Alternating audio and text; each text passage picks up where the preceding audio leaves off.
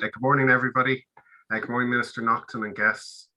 Thank you for joining us for our webinar this morning. FTAI Ireland are delighted to introduce the third edition of the Manager's Guide to Distribution Costs 2021. This report is gaining traction and recognition as a go-to publication for transport managers and logistics business owners, whether it is for updating strategic plans, benchmarking salaries for drivers or transport managers. The objective of this report is to be a resource that aids decision-making and supports the industry in developing a clear understanding of their operational cost considerations and to assist companies through procurement processes as a good reference document. As normal, we will report on the average salaries for drivers. In addition to the year-on-year increase, we'll also be reporting that in the period up to the end of August 2021, driver salaries have increased by approximately 13% according to a recent survey that FTAI Ireland carried out when compared to the period covered in this report. Understanding the influencers pertaining to distribution costs is essential in developing robust strategic plans that reduce the risk of being taken off guard by sudden shocks to the supply chain that could have a negative impact on your business. I look forward to providing a summary of the salient points from the Manager's Guide to Distribution Costs report in due course. Looking at the agenda for this morning, we're delighted to be joined by Minister of State in the Department of Transport, Hildegard Naughton, who will introduce this year's report. I will provide a summary of the key findings in the report and will be followed by Paddy Sweeney, Director of Retrofit Energy Ireland. We will then get an industry perspective from Mr. Simon Marriott, Chief Operations Officer from BWG. So to introduce Minister Naughton, Hildegard Naughton, TD, is Minister of State, Department of Transport. Hildegard was elected to represent the Galway West constituency in the 2020 general election. She has served on a number of Oireachtas committees, including the Future of Healthcare and Budgetary Scrutiny, and she was appointed as the Chair of the Communications, Climate Action and Environment Committee in 2016. I would also like to take this opportunity to thank the Minister for her commitment and engagement with us and other stakeholders in the freight distribution and logistics sector at this critical time for the supply chain. So thank you, Minister. Thank you very much and good morning, everyone. I'm delighted to be here this morning to welcome you all to the FTAI's launch of its third edition of the Manager's Guide to Distribution Costs. And I'd like to thank Aidan Flynn for inviting me here today. I know that a significant amount of work has gone into preparing this guide, which included a wide-ranging survey of those involved in the freight, transport, distribution and logistics sector. This sector has a hugely important role to play in our economy, and this guide provides a great deal of information on operations, labour and finance, and it will be very beneficial to companies of all sizes operating in the sector, helping them to better understand the costs of doing business and to benchmark their costs against industry averages based on the survey responses. The publication of this third guide is, of course, significant given the ongoing nature of the COVID-19 pandemic. So the guide will provide the first opportunity for the sector to compare operational costs experienced during the pandemic across years. The past 18 months, as we know, have presented many challenges for road transport operators, the wider logistics sector, and for Ireland's economy as a whole. And the responsiveness of Ireland's freight, transport, distribution and logistics sector to these challenges has highlighted the resilience and the interconnectedness of the sector, as well as the hard work and the determination of those working in it. I think society has a newfound understanding of the importance of this sector, and I want to thank everyone working in it for their ongoing efforts and all of your hard work.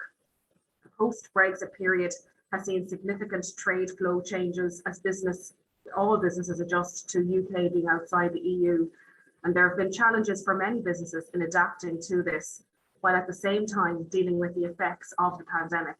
And the government will continue to support businesses to adapt and to overcome these challenges. As some of you may be aware, the programme for government includes a commitment to publish a 10-year strategy for the haulage sector. And the government's aim is to develop a strategy that will focus on generating efficiencies and improving standards and helping the sector move to a low carbon future. In April of this year, my department launched a two-phase public consultation to seek views towards the development of this strategy. A haulage strategy webinar was hosted by my department in June, which brought together many stakeholders across freight, haulage, logistics and supply chain sectors. Another public consultation will take place in the coming months, and I look forward to working further with the road transport sector and many of you here today on the further development of this important strategy. And I'm especially aware of the skills shortage facing the sector currently, and a section of the haulage strategy is going to focus on this. The FTAI's driver shortage survey and the findings in this guide illustrate the challenges well. For example, in the yearly cost to companies trying to find solutions to the skills shortages, in the days taken to recruit drivers and transport staff. The HGV driver shortage is a challenge here in Ireland and throughout Europe, as we all know. It's multifaceted with a wide range of different contributing factors, including COVID-19, which has clearly had a huge impact on the labour market and also for other sectors. The National Logistics and Supply Chain Skills Group has been engaged on this issue since it was established in 2019. So the group includes haulage and logistics sector industry representatives, education and training providers, and all of the relevant government departments and agencies. And I've asked the group to examine the HGV driver shortage issue and to make recommendations, which I expect to receive shortly. Even pending this, a number of actions in this space are already being progressed. For example, following engagement with my colleague Minister of State, Damien English, at the Department of Enterprise, Trade and Employment, the quota for employment permits for HGV drivers from outside the EU has been removed. The Road Safety Authority is pursuing HGV driver licence exchange agreements with a number of non-EEA countries to allow drivers from these countries to apply for Irish employment permits. The promotion of education, training, careers and sustainable employment in the sector is crucial, along with skills development and career progression for existing workers. And I would like to commend the FTAI for its role in supporting and advancing educational qualifications in the sector. I understand that over 90 new students started the Logistics Associate Apprenticeship in September of this year, and that work is ongoing towards the launch of a new 2-year Level 6 commercial driver apprenticeship programme at Sligo IT.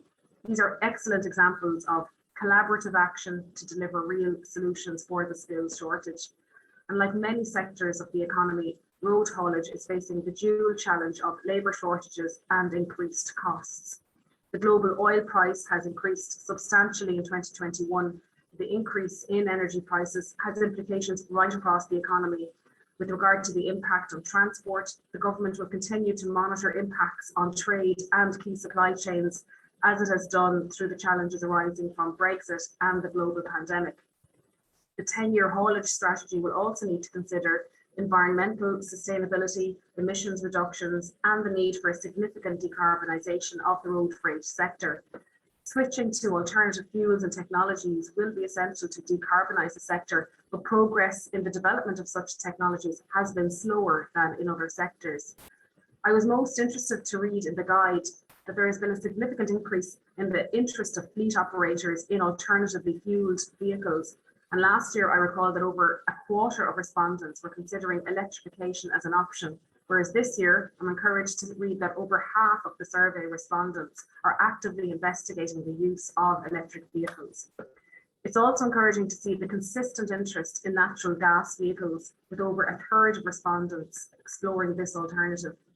To support the transition to low emission technologies, in March of this year, my department established a purchase grant scheme for alternatively fuelled heavy duty vehicle purchases.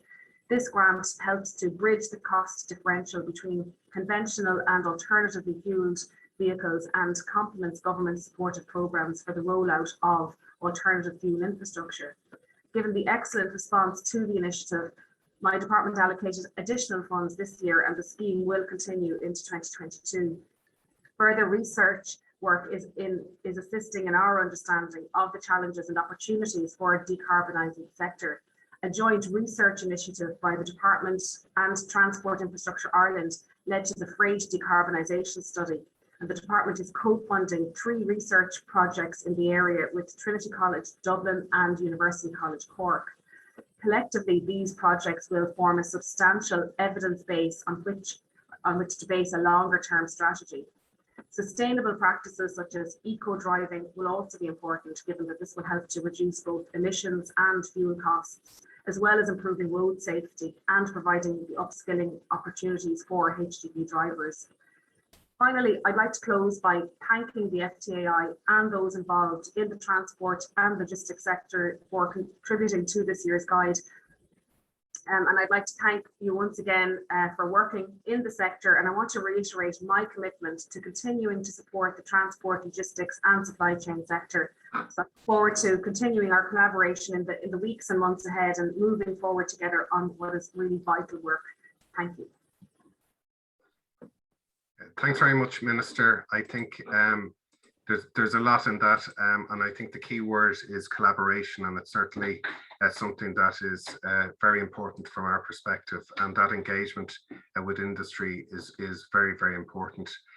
So I would just like to take this opportunity now to convey sincere thanks to our partners in this project, the Harris Group and Prova, BWG, Analytica, who carried out the survey on our behalf, and to the Department of Transport for their continued support in this project over the last 3 years, because this is a report for the industry, and it is very important to have the support to carry out these projects. We would like to extend our appreciation to all of those companies that have participated with Analytica on the survey. Of course, without the engagement of employers and organizations, we wouldn't be able to undertake these projects. And I think it's a critically important point that industry needs to participate in solutions. They need to participate in highlighting key issues, key cost issues, and because all of that information helps inform us and helps make our decisions better. It's based on fact. So I'm just going to go through some of the salient points. It's quite a detailed report for those of you that know and understand it. So this will be a very brief overview of the report. It will be available on our website after this presentation. So just looking at the respondents' operating attributes, it's important to note that the respondent change year on year, we see that from the average size of fleets that is significantly higher than one might expect, albeit confirms that the main responses have come from larger fleets in Ireland. And we see in this year's report that the average distance travelled per annum is over 96,000 kilometres, with the average distance per day at 319 kilometres. Looking at the change in transport costs, day-to-day running of the transport operations, transport manager, taking account of transport manager salaries, tachograph costs, maintenance and fuels costs, we see an average increase of 3.6%, and this is compared to 4.4% increase in the previous year report. And we also see that national haulage rates have, for instance, only increased by 1.6% for domestic haulage. I think this is an important point, an important consideration, given that other operational costs are increasing at a bigger rate than we see the actual domestic haulage rates increase, which needs to be understood.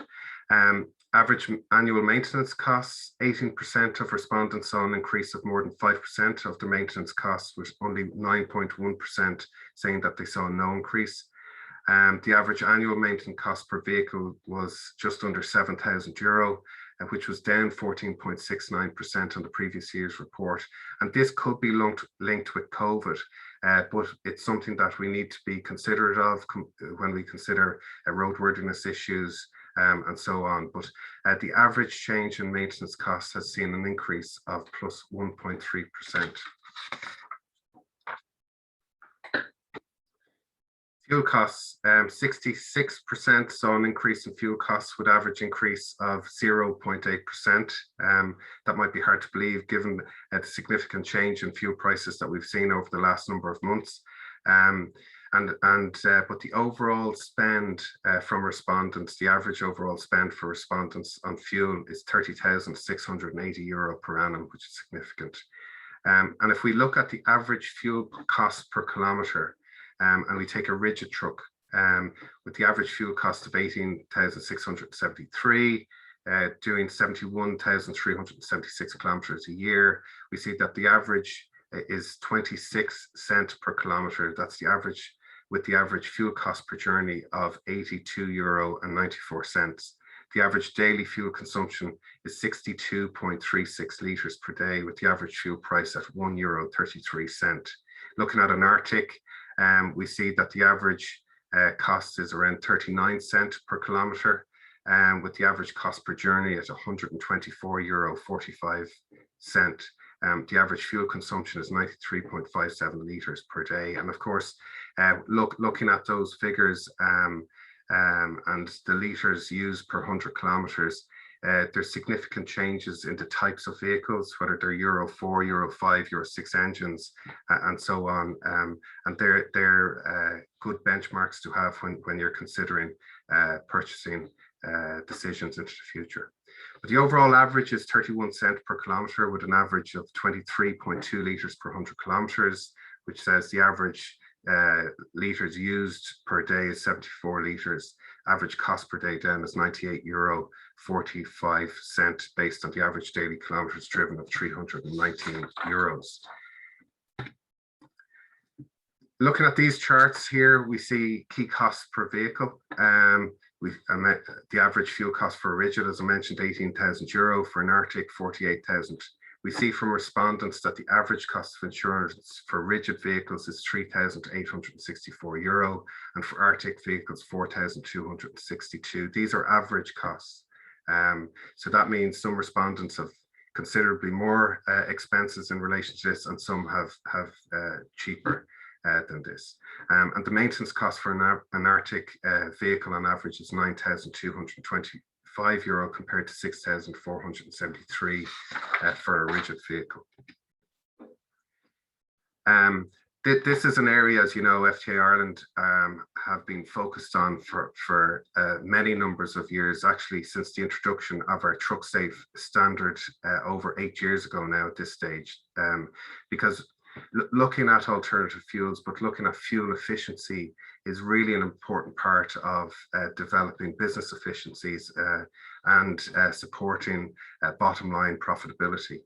And we see, as the Minister mentioned, that 33% of respondents say that they're actively investigating the use of natural gas vehicles. As the Minister mentioned, 55% are exploring battery electric, which is up from 29% in the previous year's report. 50% use fuel cards to monitor fuel consumption, with 40% using combination of approaches to report fuel use. And I think this is really important, because as we transition to alternative fuels and the issues around infrastructure and available rolling stock, we really need to kind of double down in terms of our efficiencies on the use of diesel, for instance. But respondents have highlighted some issues worth considering in terms of the management of that integration. For companies, it's difficult to work across multiple manufacturer systems. Collecting the correct data is a challenge. Reconciliation of fuel usage is difficult, and it's difficult to track data from hired vehicles.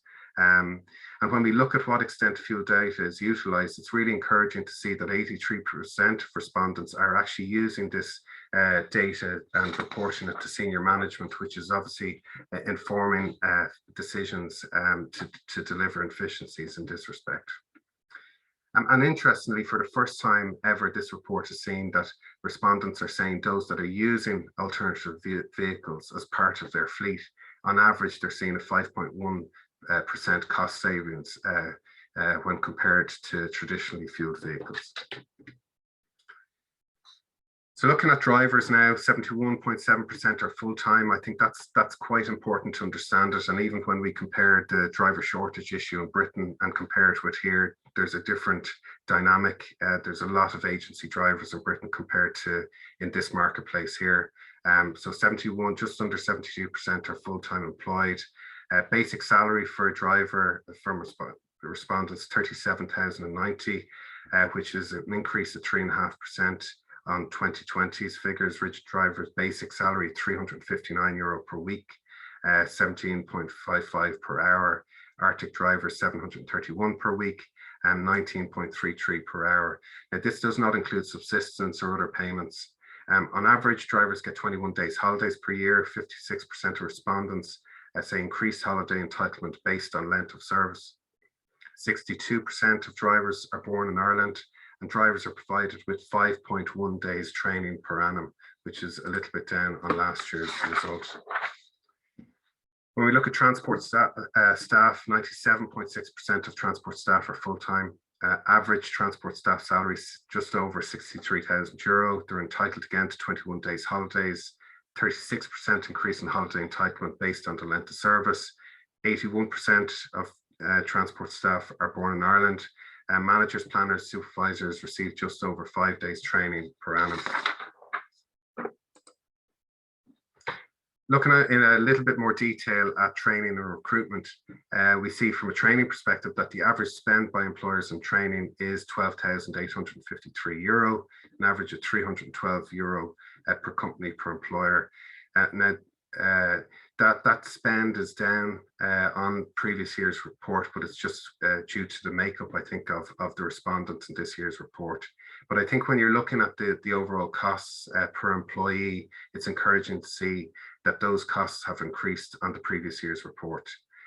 Vacancies costing companies approximately €20,000 per year to try and overcome or find solutions to the skills shortage. So following on from the Minister's comments, it is really, really important in terms of engagement, in terms of looking for solutions and becoming competitive in the space of trying to recruit people, that it's actually worth investing time in relation to that. And we have through the supply chain expert skills groups, engagement with the Department of Welfare and URIs, provided guidance and information and links for companies and member companies to develop outreach programs to Europe and Eastern European countries in relation to that. So there are mechanisms. While it is difficult, there are things that can be done to try and alleviate some of those problems, but there's no doubt about it. Nearly 21 days to recruit truck drivers, and it is getting a little bit more difficult, obviously. It is of concern. So just in terms of summary of the operational costs, and these operational costs are identifying the share of costs allocated to drivers, fuel and insurance. The other category covers additional vehicle costs associated, including tyres, maintenance, depreciation, so on. So drivers accounted for, on average, 39.25% of costs compared to 37.75% of costs in the previous year's report. Fuel accounts for an average 33% of costs compared to 35% of costs in the previous year's report. Fleet insurance accounts for an average 4.4% of costs, which is an increase from 3.6% in the previous year's report. Other costs such as tyres, maintenance, depreciation accounts for 23% of costs compared to 24% in previous years. The average monthly cost to lease an Arctic diesel is approximately €2,179, and the cost of, say, a CNG, alternatively more environmentally friendly vehicle equivalent, is €2,656. So you can see there is a considerable cost differential, and that's why the alternative fuels grant that have been introduced in March is so important in terms of incentivizing, but also supporting that transition to the more expensive alternative fuels. 56% of commercial fleet operators renew their insurance in Q1 each year. Average annual motor insurance premium is €3,677 compared to €3,586, and 72% of respondents saw an increase in their insurance premiums this year. So look, just in summary, in terms of what we had mentioned before, the benefits of the report, it is great to see year-on-year changes, to be able to look at the trend analysis, to be able to be consistently providing data to the industry on key issues that can help with procurement, help with their competitiveness, and help with their decision making, and also to be able to benchmark against industry when they're looking to recruit, which is really, really important. So with that, as I said, there is plenty more details within the overall report, but I would like to introduce you now to Paddy Sweeney from Improva and Retrofit Ireland. Paddy is Managing Director of Retrofit Energy Ireland and is a qualified quantity surveyor with over 17 years experience in the construction industry in both quantity surveying, project management and contracts management. He holds a Master's, BSc and diploma qualifications in construction economics and project management. He has been Managing Director of REIL since its inception and has a hands-on management role in all aspects of the business. Under his stewardship, REIL have become the largest private company to deliver energy savings under the Energy Efficiency Obligation Scheme, accounting for over half of all energy savings achieved on the scheme to date. Thanks, Paddy. Thank you, Aidan. Just want to check, is that screen sharing there? It is, yeah, thank you. Okay. Aidan, Minister, thank you very much for inviting us here today, and for the Minister for introducing this very important document for the industry. I suppose I'd just like to start by acknowledging the efforts of Aidan, Catherine, all the team in FTAI, and Mark and Analytica to actually pull this document together. I don't think anybody would be unaware of the challenges that we face at the moment in all aspects of business, and being able to get companies engaged to get the information that's required for this has been a massive undertaking, and just like to commend them on the work that they've done to be able to publish this document. And it's a very important document, I think, for the industry.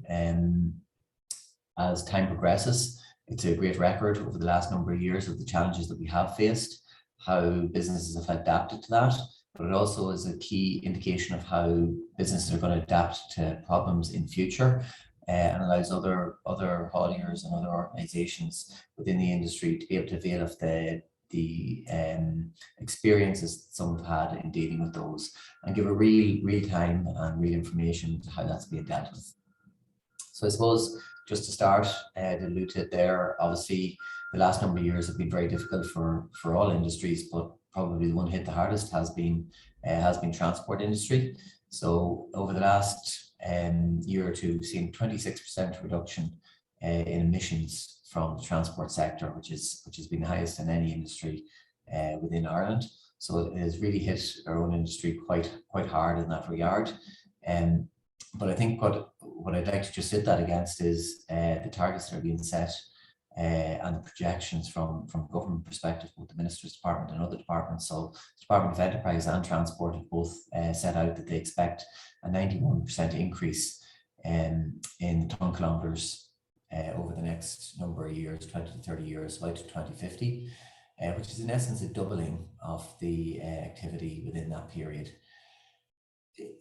Notwithstanding that, and side by side with it, the Minister's Department has also set very ambitious carbon reduction targets of 50% by 2030.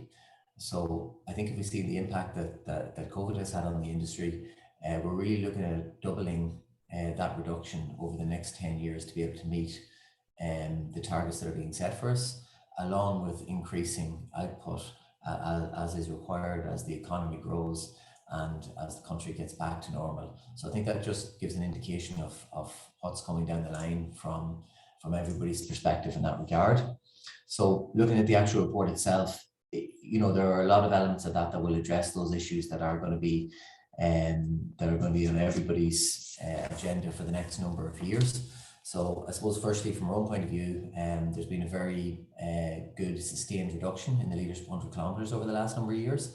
And that has obviously helped from a profitability perspective of the individual organisations that have achieved those, but also from an emissions, from a country perspective, it has to be acknowledged the work that has been done in that regard to date. And the document gives a very good indication of how that's being maintained and achieved and increased year on year, which is fantastic to have that record available to all. I think both Aidan and Minister Naughton alluded to the interest that is now coming in alternative fuels, and we did see almost a doubling up to 55.6% of respondents now indicated that they're actively looking at electric vehicles, and also a very strong interest in CNG. There are challenges with that, obviously from an electric vehicle perspective.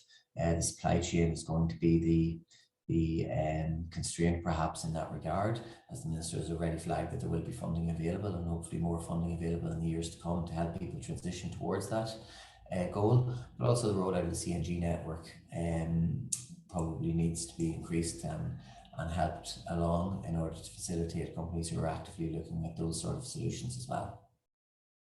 I think from our own perspective, what we've been working on quite hard over the last number of years is the use of telematics within the industry, and how that helps in guiding the industry and the efficiencies within the industry.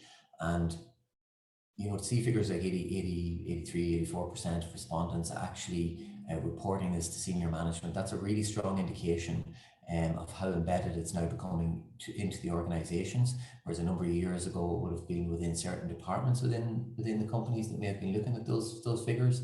It's now a company-wide report that's being issued, and all elements of the company are feeding into that and trying to work out how that can be used to make them more efficient.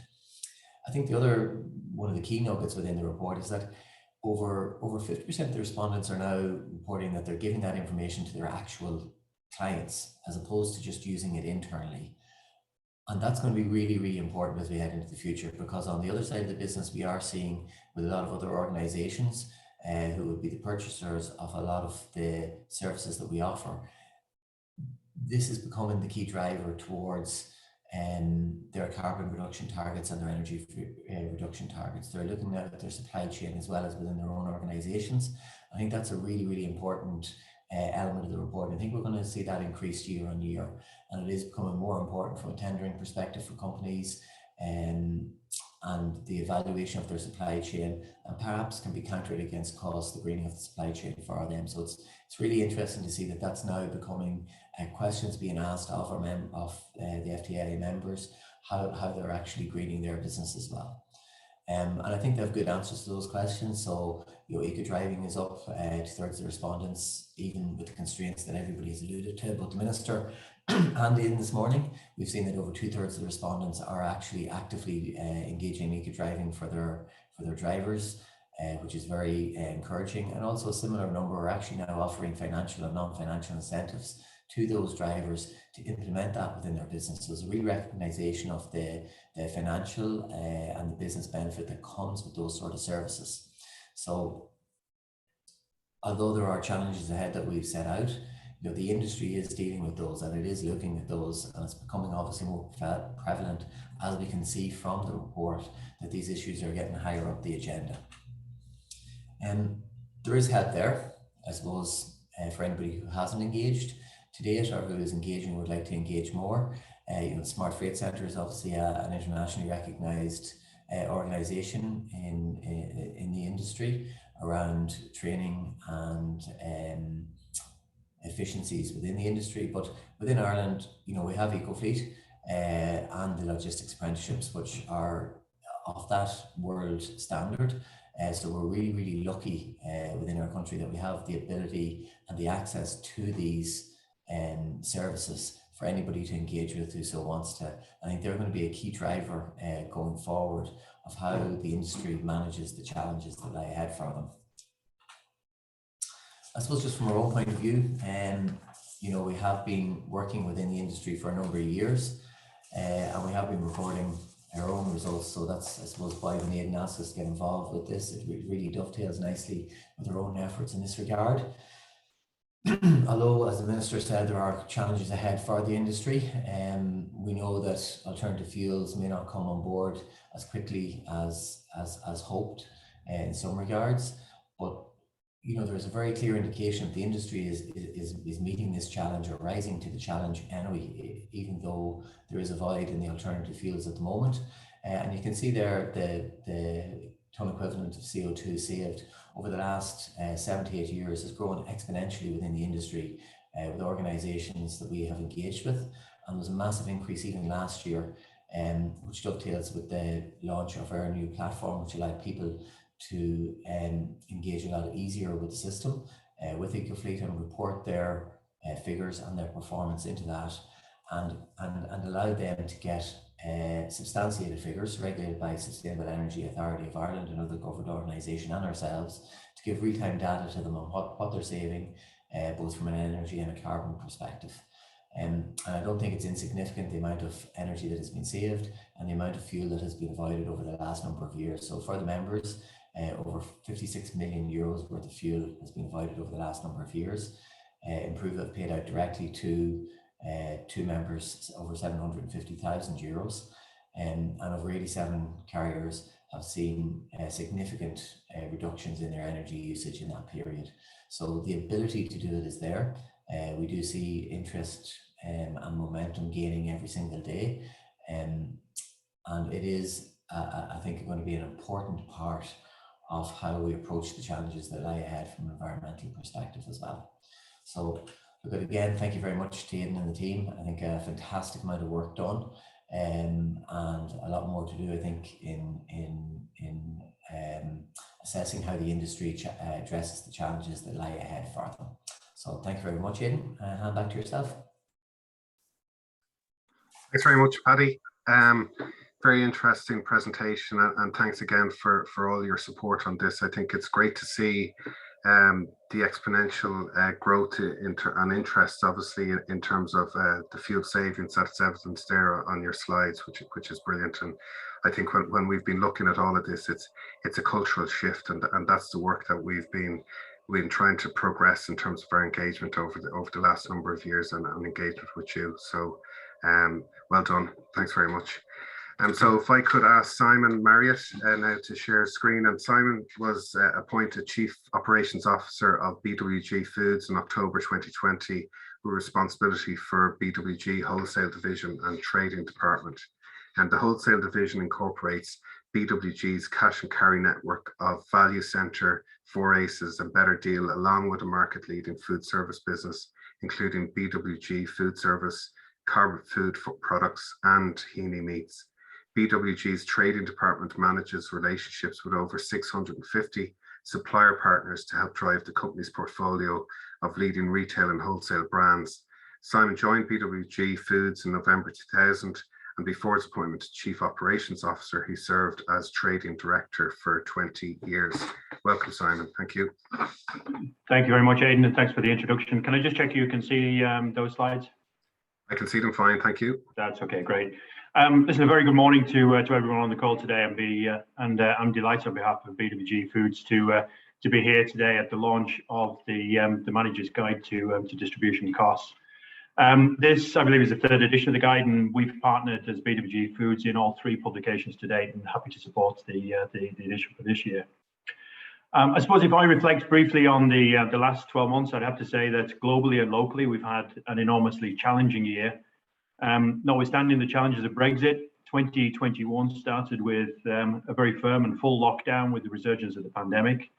Thankfully, vaccines have become more widely available, and they have enabled the world to get back to some form of normality. But I suppose for us, even as businesses and services reopened, the cost behaviours of supply chain have been enormously disrupted over the course of the last 2 years. We've, from our perspective, witnessed a number of these at a local level, whether it's shipping container costs increasing, driver shortages. Certainly the bigger impacts have been driven by things like diesel cost increases of about 27%, logistics staff shortages, not just here, but across Europe and elsewhere, and global truck shortages. Even when we've gone to look for new vehicles, some of these have been delayed by up to a year, and even when we've received delivery vehicles, some of those have gone up in cost versus what we'd originally anticipated. And I suppose the net result of all these dynamics is that we've been left with significant and unsustainable cost increases to logistics operations right across the country.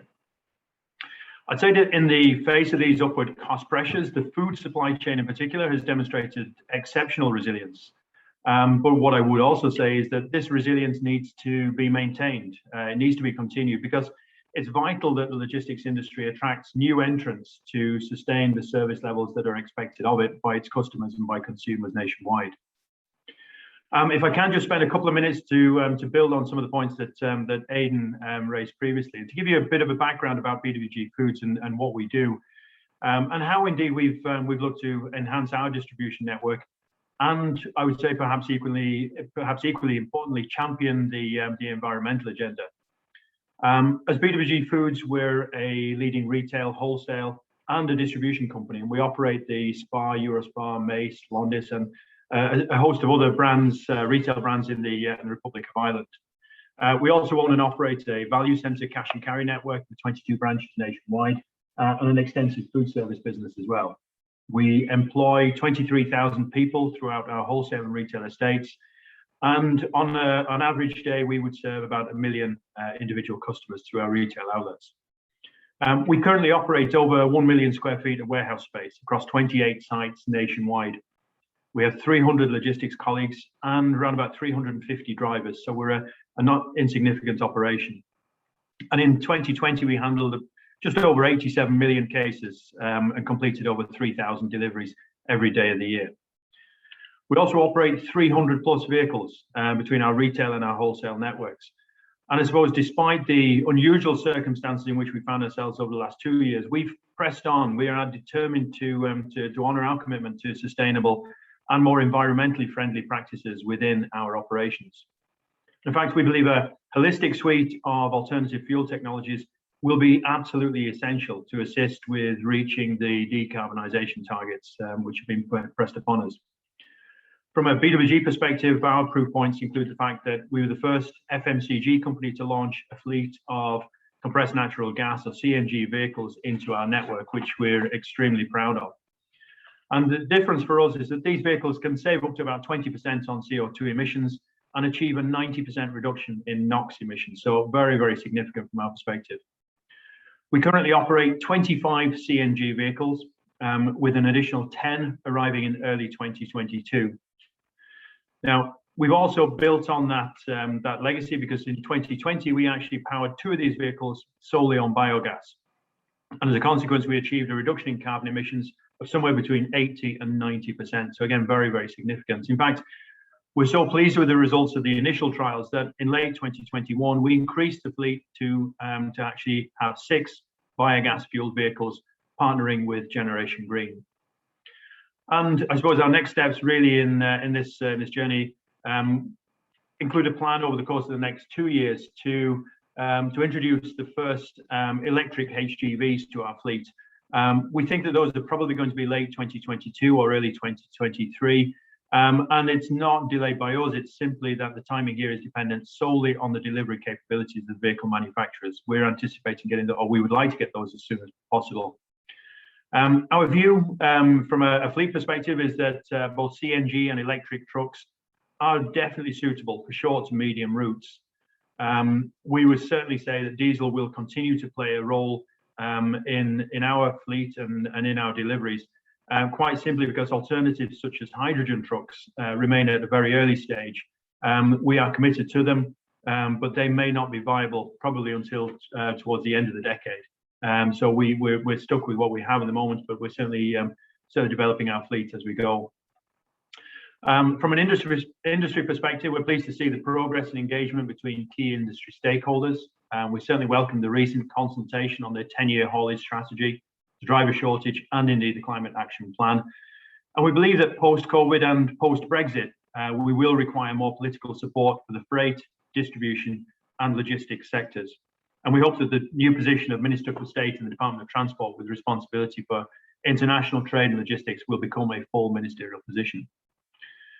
BWG Foods is a proud member of the Consortium for Logistics Associates and the new commercial driver apprenticeships. And I think from my perspective, I would certainly be saying that apprenticeships are absolutely essential to attract younger people into our industry and also to support career progression opportunities. They're absolutely critical for our future. I think in summary, I would say that all of these initiatives, along with the collaboration between the stakeholders in the supply chain, is an absolute prerequisite to deliver the sustainability targets that we all have to meet, and also to ensuring that on a wider picture, that Ireland maintains its competitive advantage in this industry. So, Minister Aidan, thank you very much for an opportunity to present the BWG piece and for your time this morning. Thank you.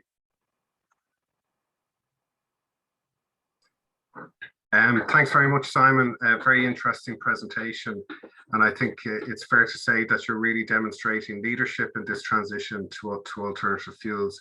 And that is badly needed. And obviously the support that goes with it is just as important, but continued success with that journey, and well done on what you've done to date. And thanks again for your support.